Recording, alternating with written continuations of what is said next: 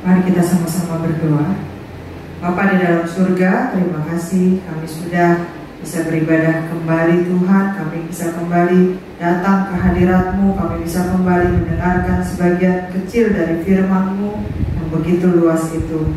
Kami percaya Tuhan, semakin sering kami mendengarkan firman-Mu, maka iman kami akan semakin bertumbuh ke arah-Mu, ke arah Engkau Sang Juru Selamat kami.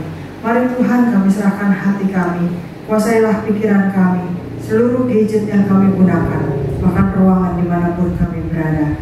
Kami percaya Roh Kudus akan berkarya di tengah-tengah pemberitaan firman-Mu ini, mengurapi hamba-Mu, sehingga setiap perkataan yang keluar dari bibir dan mulutnya hanyalah atas seizin Tuhan. Terima kasih Bapa, hanya di dalam nama Yesus kami berdoa dan bersyukur. Percaya bersama kita katakan amin. Shalom Bapak Ibu Saudara, senang sekali bisa bertemu kembali dengan Bapak Ibu Saudara dalam ibadah hari ini. Saya percaya kita semua berada dalam kondisi yang sehat-sehat dan semangat untuk belajar firman Tuhan. Bapak Ibu, beberapa minggu yang lalu kita baru saja memperingati Hari Jumat Agung. Bagaimana Tuhan Yesus Kristus Juru Selamat kita mengorbankan dirinya di atas kayu salib, mati untuk menebus kita dari dosa-dosa kita, membebaskan kita dari tahanan dosa. Nah, kemudian 3 hari selanjutnya Yesus dibangkitkan pada hari yang ketiga. Nah, kita merayakan Paskah. Tanggal 13 Mei minggu depan kita akan merayakan hari kenaikan Tuhan Yesus. Nah, Kristus telah dibangkitkan tetap ada di dalam dunia ini selama berapa hari? 40 hari. Untuk apa? Untuk membuktikan bahwa Yesus itu benar-benar bangkit, memberikan penghiburan kepada siapa? Kepada murid-muridnya yang ketakutan, murid-muridnya yang bimbang ragu, dan juga menyampaikan pesan-pesan terakhir yang disebut dengan amanat agung kepada murid-muridnya, dan memberikan pengajaran lebih luas lagi tentang kerajaan Allah. Nah, naiknya Yesus Kristus ke dalam kerajaan sorga dicatat dalam 2 Injil dan Kisah Para Rasul, yaitu Markus 16 ayat 19 sampai 20. Markus 16 ayat 19 sampai 20, kita lihat Markus 16 ayat 19 sampai 20. Saya akan bacakan bagi Bapak Ibu Saudara, silakan ikuti dari Alkitab kita masing-masing. Sesudah Tuhan Yesus berbicara demikian kepada mereka, terangkatlah ia ke sorga, lalu duduk di sebelah kanan Allah. Mereka pun pergilah memberitakan Injil ke segala penjuru, dan Tuhan turut bekerja dan meneguhkan firman itu dengan tanda-tanda yang menyertainya. Kemudian Injil berikutnya adalah dari Lukas 24. Lukas 24 ayat 50 sampai yang ke-53. Lukas 24 ayat 50 sampai 53. Lalu Yesus membawa mereka keluar kota sampai dekat Betania. Di situ ia mengangkat tangannya dan memberkati mereka. Dan ketika ia sedang memberkati mereka, ia berpisah dari mereka dan terangkat ke sorga. Mereka sujud menyembah kepadanya. Lalu mereka pulang ke Yerusalem dengan sangat bersukacita. Mereka senantiasa berada di dalam bait Allah dan memuliakan Allah. Kita lihat dari Kisah Rasul 1 ayat 1 sampai yang ke-11. Kisah Rasul 1 ayat 1 sampai yang ke-11. Roh Kudus dijanjikan, hai Theophilus, dalam bukuku yang pertama aku menulis tentang segala sesuatu yang dikerjakan dan diajarkan Yesus sampai pada hari ia terangkat. Sebelum itu ia telah memberi perintahnya oleh Roh Kudus kepada rasul-rasul yang dipilihnya. Kepada mereka ia menunjukkan dirinya setelah penderitaannya selesai, dan dengan banyak tanda ia membuktikan bahwa ia hidup. Sebab selama 40 hari ia berulang-ulang menampakkan diri dan berbicara kepada mereka tentang kerajaan Allah.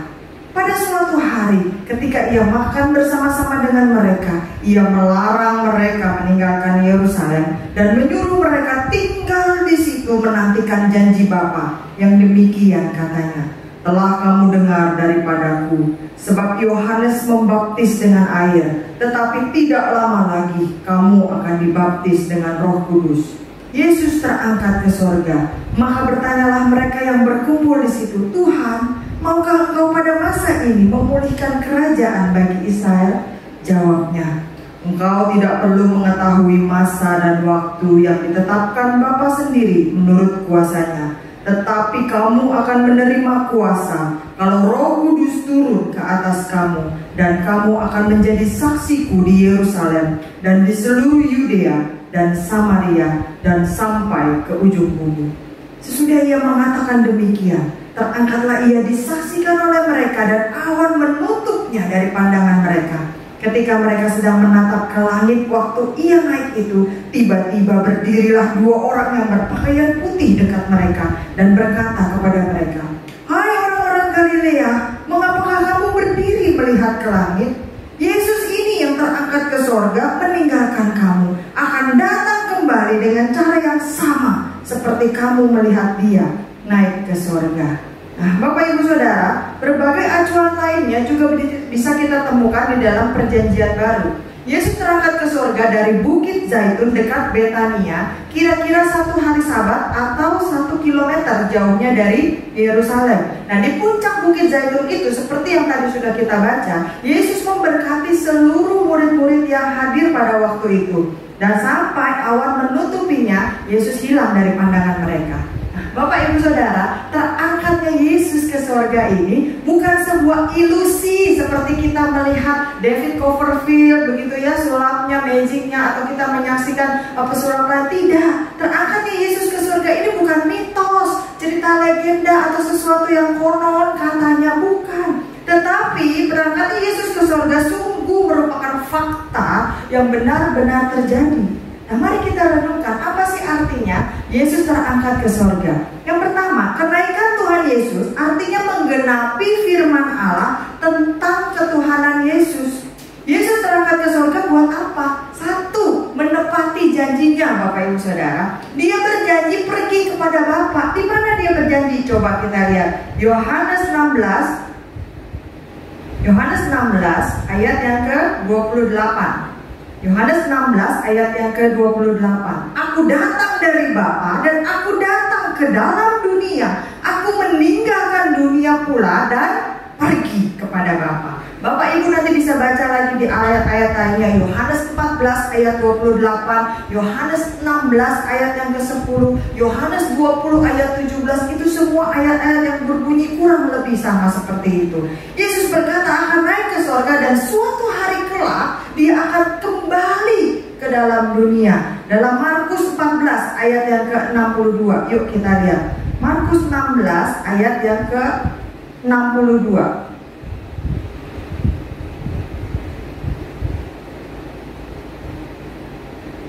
Markus 14 ayat yang ke-62. Sorry, skip dulu.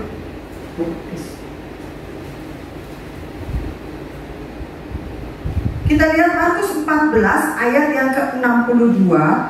Jawab Yesus, akulah dia, dan kamu akan melihat anak manusia duduk di sebelah kanan yang maha kuasa dan datang di tengah-tengah awan-awan di langit. Nah, kenaikan Tuhan Yesus juga memproklamirkan, mengumumkan, membuktikan, menunjukkan bahwa dirinya adalah benar-benar Tuhan. Sehingga Rasul Paulus berkata di dalam Filipi 2 ayat yang ke-9 sampai yang ke-11. Filipi 2 ayat 9 sampai ke-11. Itulah sebabnya Allah sangat meninggikan dia dan mengaruniakan kepadanya nama di atas segala nama, supaya dalam nama Yesus bertekuk lutut segala yang ada di langit dan yang ada di atas bumi dan yang ada di bawah bumi, dan dengan segala lidah mengaku Yesus Kristus adalah Tuhan, bagi kemuliaan Allah Bapa. Nah, sebagai Tuhan, Yesus duduk di sebelah kanan Allah Bapa untuk memerintah seluruh penghuni surga dan orang-orang Kristen, umat Kristen dimanapun di seluruh dunia ini. Itu yang pertama.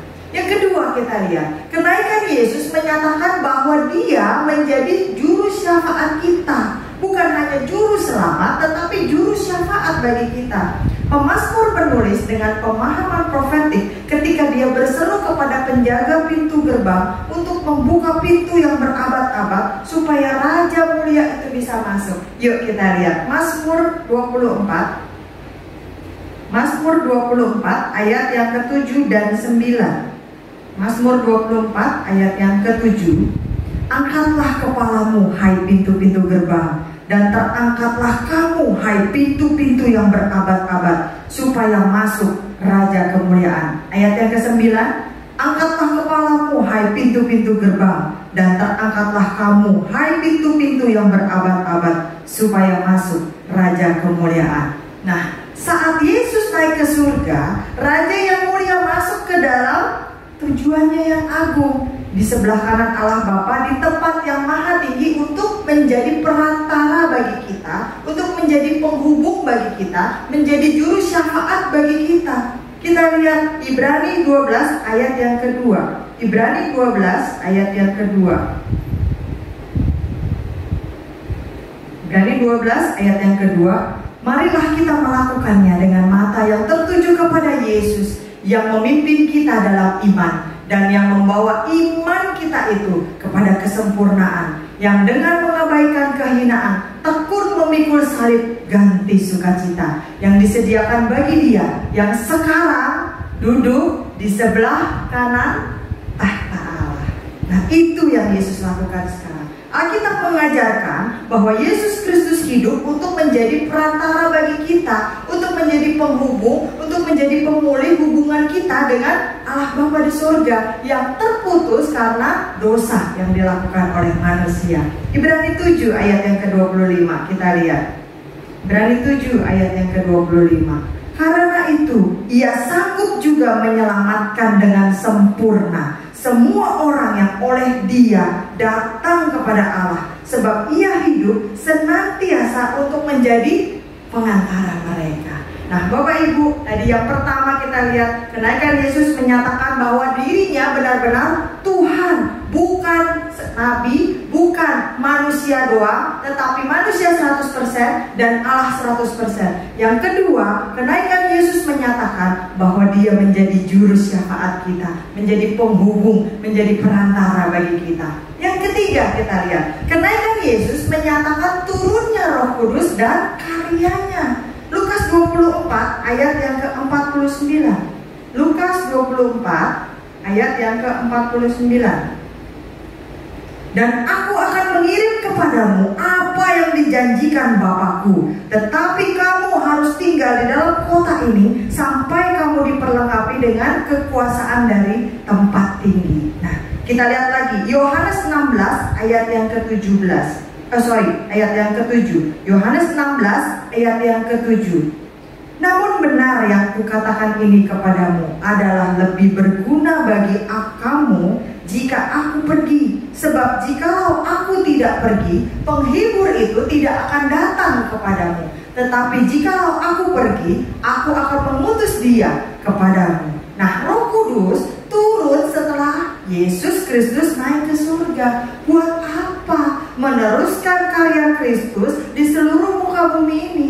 Allah Bapa punya rencana menyelamatkan umat manusia. Yesus turun ke dalam dunia ini untuk mengerjakan rencana keselamatan, rancangan dari Bapaknya tersebut. Ketika Dia sudah selesai dengan bagiannya, Yesus kembali naik ke surga. Untuk apa? Menyediakan tempat bagi kita. Untuk apa lagi? Memerintah dan menjadi syafaat bagi kita. Sehingga tugasnya di muka bumi ini, rencananya, pekerjaannya, karyanya diteruskan oleh Roh Kudus. Nah, apa saja yang dilakukan oleh Roh Kudus bagi kita orang-orang percaya? Yang pertama, Roh Kudus memberi kesaksian kepada orang-orang percaya supaya tetap percaya kepada Yesus. Yohanes 16 ayat 13 sampai 15. Yohanes 16 ayat 13 sampai 15. Tetapi apabila Ia datang, yaitu Roh kebenaran, Ia akan memimpin kamu ke dalam seluruh kebenaran, sebab Ia tidak berkata-kata dari dirinya sendiri, tetapi segala sesuatu yang didengarnya itulah yang akan dikatakannya. Dan Ia akan memberitakan kepadamu hal-hal yang akan datang. Ia akan memuliakan Aku, sebab Ia akan memberitakan kepadamu apa yang diterimanya daripadaku. Segala sesuatu yang Bapa punya adalah aku punya. Sebab itu aku berkata, ia akan memberitakan kepadamu apa yang diterimanya daripadaku. Itu yang pertama. Yang kedua, dia akan mengembangkan karakter kita. Bagian yang mana? Yang positif atau yang negatif? Tentu yang positif. Supaya apa? Supaya kita semakin hari semakin mirip, semakin serupa dengan Kristus Yesus. Semakin mencerminkan Kristus dalam setiap keseharian kita. Kita lihat Roma 5 ayat yang kelima. Roma 5 ayat 5. Dan pengharapan tidak mengecewakan, karena kasih Allah telah dicurahkan di dalam hati kita oleh Roh Kudus yang dikaruniakan kepada kita. Nah, yang ketiga, tugas Roh Kudus ngapain? Memberi kekuatan. Efesus 3 ayat yang ke-16. Efesus 3 ayat yang ke-16. Roh Kudus memberi kekuatan bagi kita. Aku berdoa supaya ia menurut kekayaan kemuliaannya menguatkan dan meneguhkan kamu oleh rohnya di dalam batinmu. Yang keempat, Roh Kudus akan memimpin kita. Kita lihat Kisah Rasul 13. Kisah Rasul 13 ayat yang kedua sampai yang keempat. Kisah Rasul 13 ayat 2 sampai 4. Pada suatu hari ketika mereka beribadah kepada Tuhan dan berpuasa, berkatalah Roh Kudus, khususkanlah Barnabas dan Saulus bagiku untuk tugas yang telah kutentukan bagi mereka. Maka berpuasalah dan berdoalah mereka. Dan setelah mereka meletakkan tangan ke atas kedua orang itu, mereka membiarkan keduanya pergi. Oleh karena disuruh Roh Kudus, Barnabas dan Saulus berangkat ke Seleukia, dan dari situ mereka berlayar ke Siprus. Karena apa? Karena Roh Kudus yang memimpin, Roh Kudus yang memberitahu. Roma 8 ayat yang ke-14.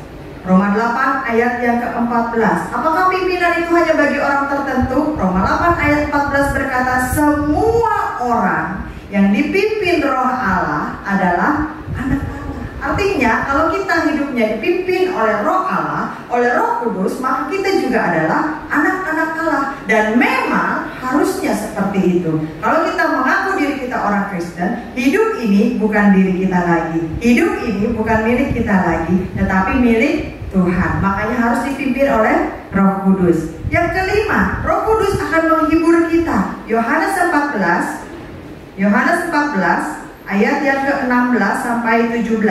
Yohanes 14 ayat 16 sampai 17. Aku akan minta kepada Bapa, dan Dia akan memberikan kepadamu seorang penolong yang lain, supaya Ia menyertai kamu selama-lamanya, yaitu Roh kebenaran. Dunia tidak dapat menerima Dia, sebab dunia tidak melihat Dia dan tidak mengenal Dia.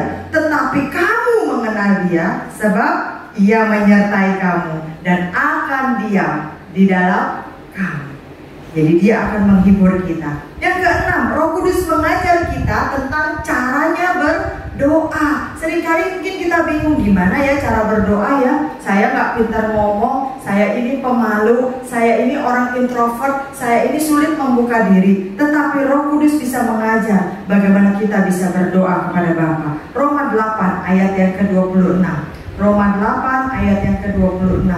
Demikian juga Roh membantu kita dalam kelemahan kita yang banyak itu loh gitu ya. Sebab kita tidak tahu bagaimana sebenarnya harus berdoa, tetapi Roh sendiri berdoa untuk kita kepada Allah dengan keluhan-keluhan yang tidak terucapkan. Jadi jangan khawatir Bapak Ibu Saudara, ketika kita berada di lembah kekelaman, ketika kita berjalan di padang pasir pencobaan, kalau kita tetap berserta dengan Tuhan, maka Roh Kudus itu bisa mengungkapkan keinginan kita, bisa mengungkapkan suara hati kita kepada Allah. Mungkin kita hanya bisa masuk ke dalam kamar kita sendiri, kita menangis, tetapi bahasa tetesan air mata itu pun ditampung di dalam kirbatnya Allah. Roh Kudus yang berdoa bagi kita dan mengajar kita cara berdoa. Kemudian yang ketujuh, Roh Kudus memberi kepastian. Roma 8 ayat yang ke-16. Roma 8 ayat yang ke-16. Roh itu bersaksi bersama-sama dengan roh kita bahwa kita adalah anak-anak Allah. Memberikan jaminan, memberikan suatu kepastian bahwa kita adalah anak-anak Allah. Jadi jangan lagi kita ragu, jangan lagi kita khawatir apakah kita udah jadi anak Tuhan atau belum. Tetapi Roh Kudus itu bersaksi dengan apa? Dengan roh kita bersama-sama. Galatia 4 ayat yang ke-6 sampai yang ke-7. Galatia 4 ayat 6 sampai yang ke-7. Dan karena kamu adalah anak, maka Allah telah menyuruh roh anaknya ke dalam hati kita yang berseru, Ya Aba, Ya Bapa. Masih ingat ada sebuah lagu, Ya Aba, Bapa, ini aku anakmu. Kalau kita bisa menyanyi lagu seperti itu, kalau kita bisa menyebut Ya Aba, Ya Bapa, itu karena roh yang ada di dalam kita, Roh Kudus yang memberikan kepastian, memberikan jaminan bahwa iya betul, kita boleh panggil Bapa karena kita benar-benar anaknya. Nah, ayat yang ke-7, jadi kamu bukan lagi hamba, melainkan anak. Jikalau kamu anak, maka kamu juga adalah ahli-ahli waris oleh Allah. Nah, Bapak Ibu Saudara, yang ke-8, Roh Kudus memberikan keberanian untuk bersaksi bagi Kristus. Kisah Rasul 4 ayat yang ke-31. Kisah Rasul 4 ayat yang ke-31.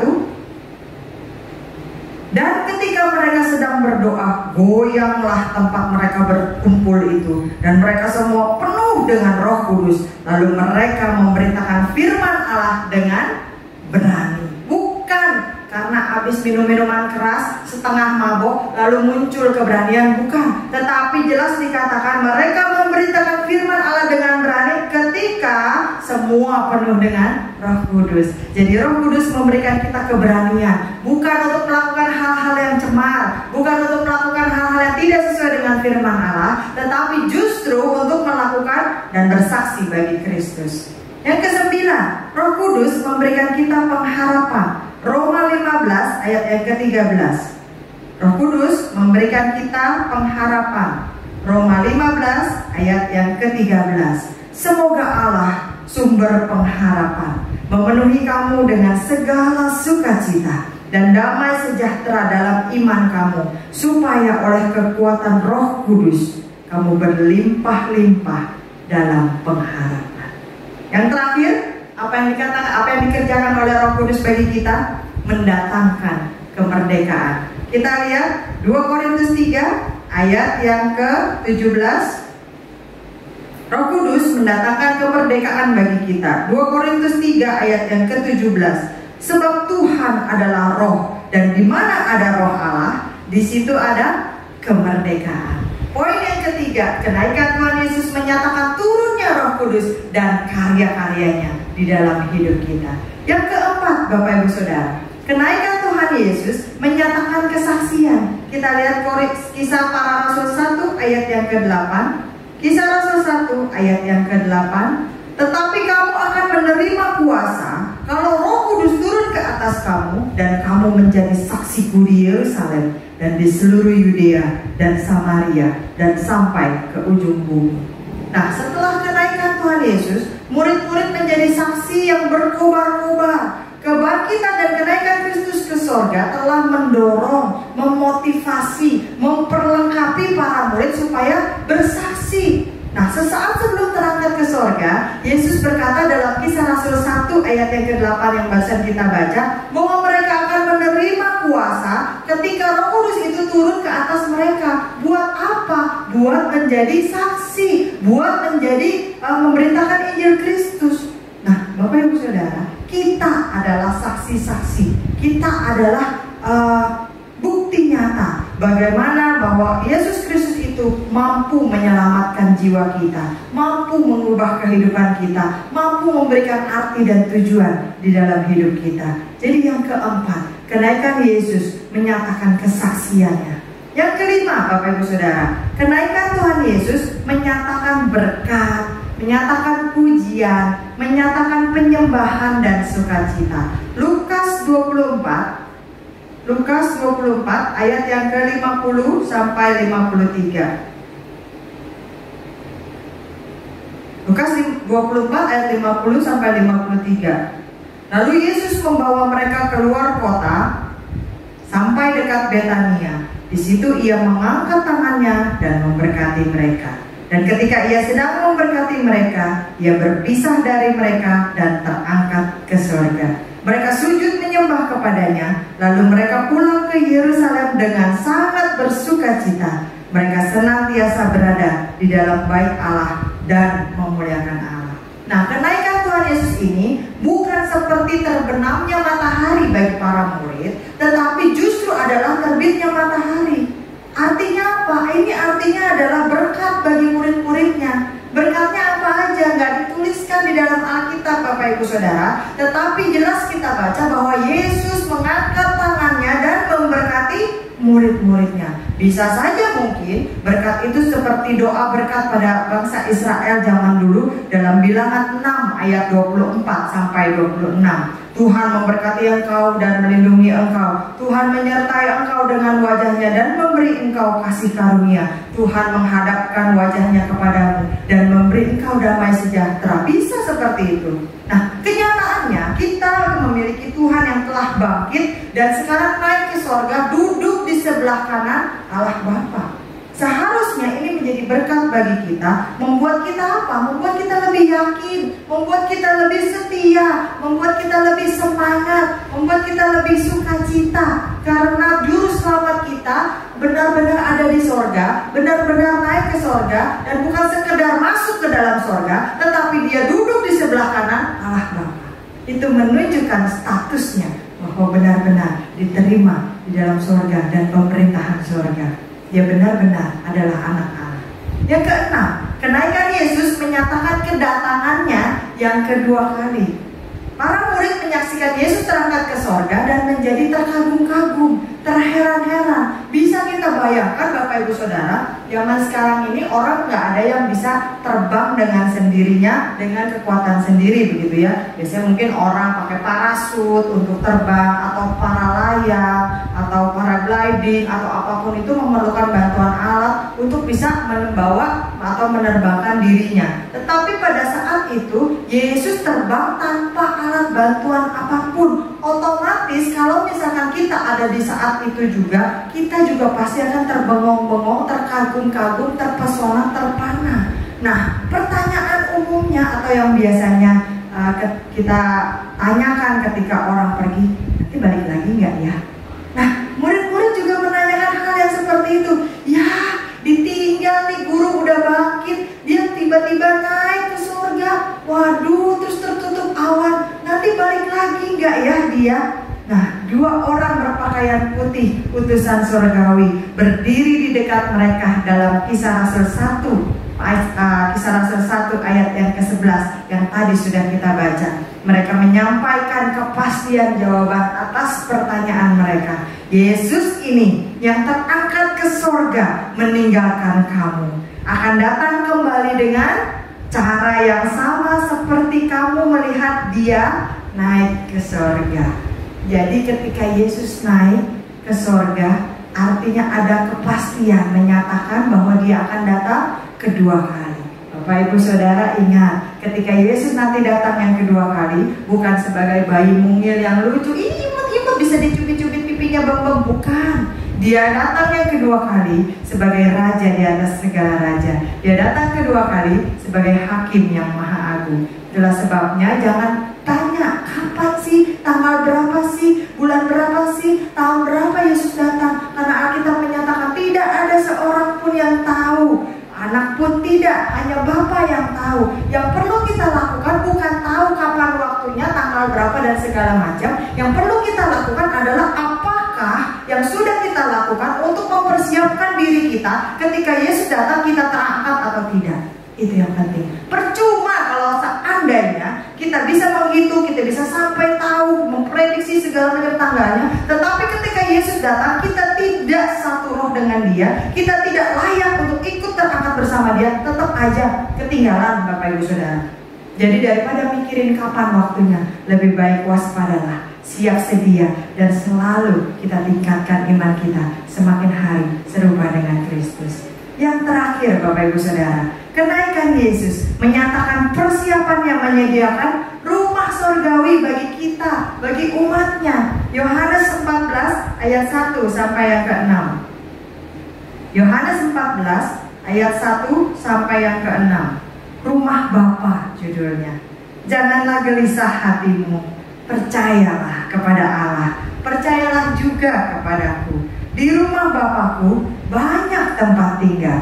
Jika tidak demikian, tentu aku mengatakannya kepadamu. Sebab aku pergi ke situ untuk menyediakan tempat bagimu. Dan apabila aku telah pergi ke situ dan telah menyediakan tempat bagimu, aku akan datang kembali. Artinya kalau sekarang dia belum datang, dia masih mempersiapkan tempatnya.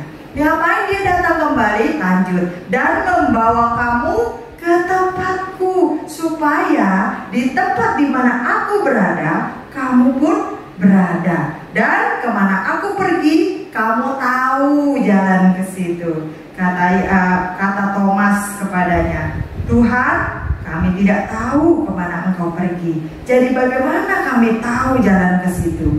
Kata Yesus kepadanya, Akulah jalan dan kebenaran dan hidup. Tidak ada seorang pun yang datang kepada Bapa kalau tidak melalui aku.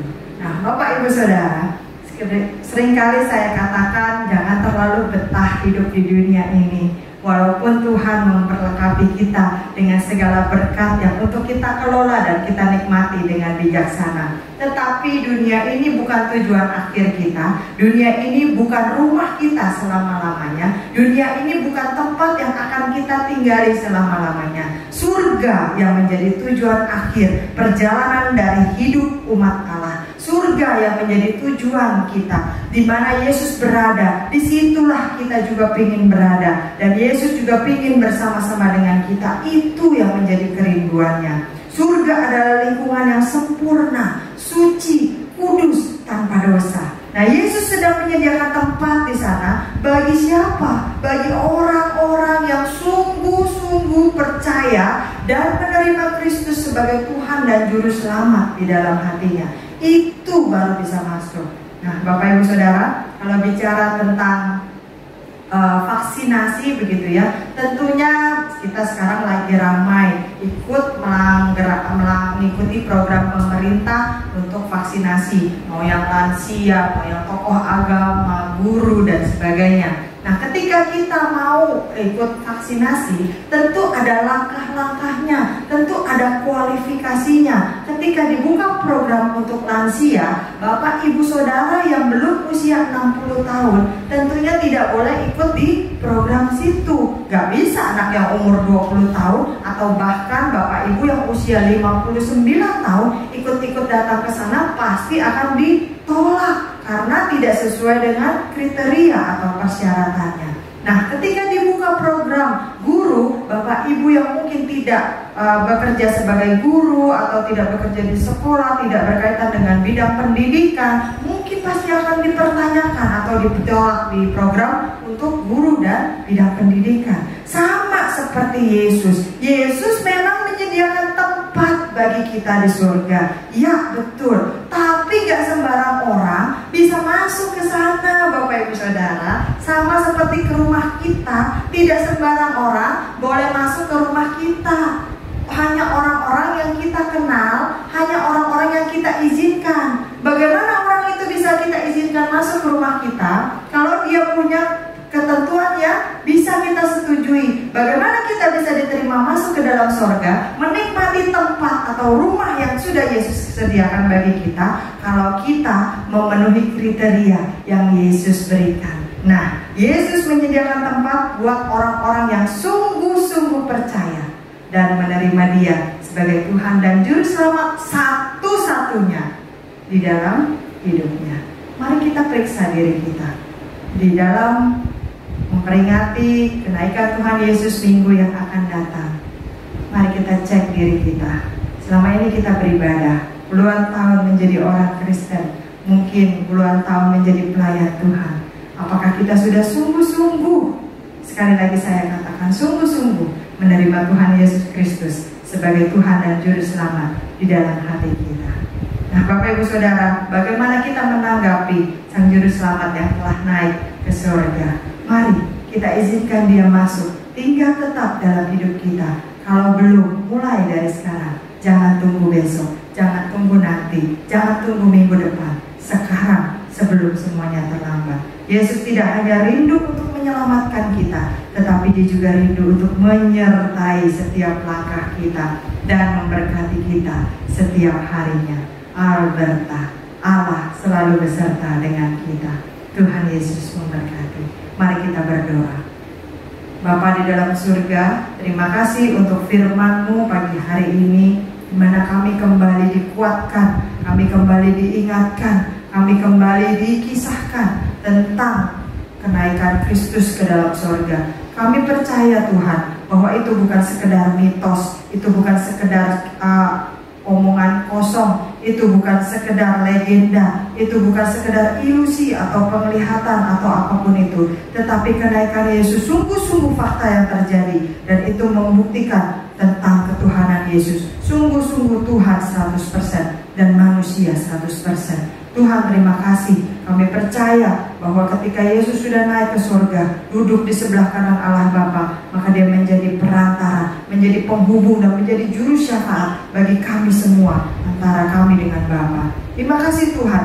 Kami juga percaya setelah Yesus naik ke dalam surga, maka dia akan mengirimkan Roh Kudus untuk menjadi roh penghibur bagi kami dan meneruskan karya Kristus di dalam dunia ini. Terima kasih Tuhan untuk kenaikan Kristus, sehingga membuat kami diperlengkapi, membuat kami bisa menjadi saksi Kristus, membuat kami berani untuk memberitakan Injil-Mu.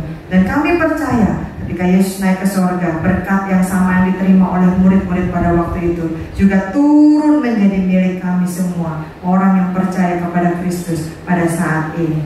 Terima kasih Tuhan, karena kenaikan Kristus, maka kami yakin pada harinya nanti, saatnya nanti, Yesus pasti akan datang kali yang kedua untuk menjemput kami semua. Terima kasih Tuhan, karena kenaikan Yesus ke dalam surga, maka kami percaya ada rumah, ada tempat yang indah yang menanti kami di sana. Mungkin bersama kami di dunia ini, kami hidupnya kurang nyaman, tetapi selama kami berpegang teguh melakukan firman Tuhan, kami terus setia dengan firman Tuhan, kami terus melakukan apa yang Tuhan mau di dalam hidup kami, maka dunia tidak selamanya menjadi tempat tinggal kami. Kami akan pulang ke dalam surga ketika rumah kami sudah siap untuk ditempati.